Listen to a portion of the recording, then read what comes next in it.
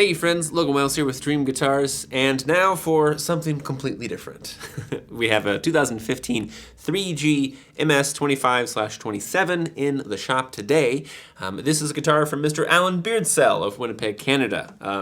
He's kind of one of the, if you will, one of the Mad Hatter builders out there who builds really eccentric off the wall kind of stuff, and he does a great job at it. Not only do his guitars look really cool, they play very well, very handsomely, and they sound explosive. That is the word that comes to mind when I play this guitar. It is just immediately big, loud, punchy, just like fires right out of the sound hole, as well as the sound ports. It's part of the design on this 3GMS model. Yeah, so we had this guitar a few years back, actually, and if memory serves, it was actually the very first multiscale guitar I ever played. And so this is a delight for me to be able to visit with this guitar again. I loved it then, I love it now.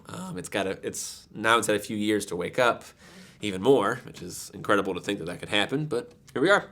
So the back and sides are beautiful, really eccentric looking Leopardwood, and we have Lutz Spruce on top.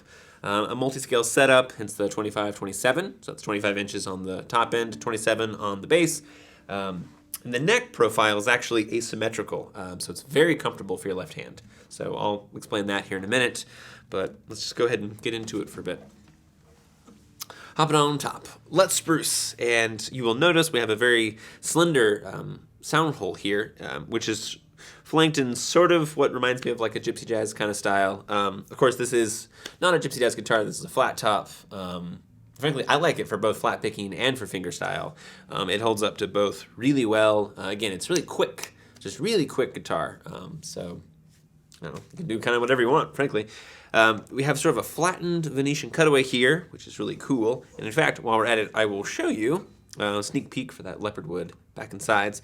But you'll see where it's the cutaway is sort of sectional as it continues out, which is really cool, and it's sort of bound with these ebony and maple or perhaps sycamore purflings, which looks really good.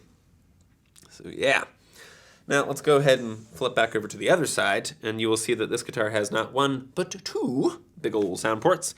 And you'll also notice it looks kind of like the rim is thick. That's because this guitar has doubled sides, which is really cool. That helps make the sides extra stiff so that Lutz Spruce top can vibrate as freely as possible. The sound ports do a couple things. They add a little bit of bottom end to the voice. They also project up to you, the player, so you can hear yourself a little bit better. Who doesn't want that? And they also look pretty cool. So additionally, if you ever needed to go in here and do anything, like, install a pickup or something like that, it's so much easier to do with a big old sound port on the side. Small thing, but I like it. Also, I forgot to mention this earlier, this has an arm bevel on the top, and it also has a rib bevel on the back, which I love.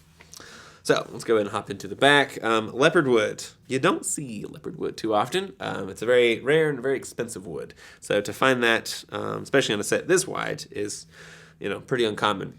It's a very cool wood. It's similar, if memory serves, to lacewood. And you have these little oval pockets, if you will. It's almost like scales. It just looks so cool. And we have that black and white aesthetic echoed here at the center strip.